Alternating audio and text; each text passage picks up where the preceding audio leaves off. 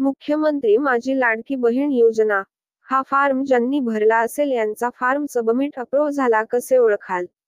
Pendant submitted. The survey has been filled out but not yet submitted for review. It is still in the pending state awaiting final submission. प्रलंबित ते submit केलेले.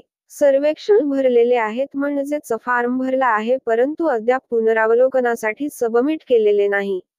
अंतिम सबमिशनसाठी हे अद्याप प्रलंबित स्थितीत आहे, असा त्याचा अर्थ होतो. Approved. The survey has been reviewed and accepted. No further action is needed from the submitter. Form मंजूर झाला. सर्वेक्षण पुनरावलोकन करून स्वीकारले गेले आहे. सबमिटरकडून आणखी कोणतीही कारवाई आवश्यक नाही. यांचा अर्थ तुमचा फॉर्म योग्यरित्या यशस्वी झाला आहे.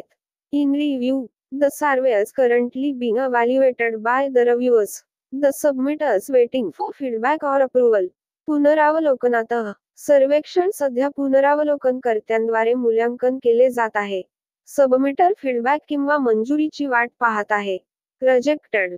The survey has been reviewed and not accepted.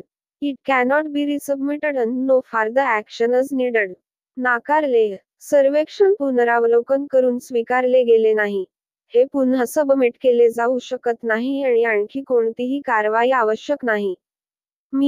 याचा अर्थ परत या फॉर्मवरती प्रक्रिया केली जाऊ शकत नाही. Disapproved can edit and resubmit.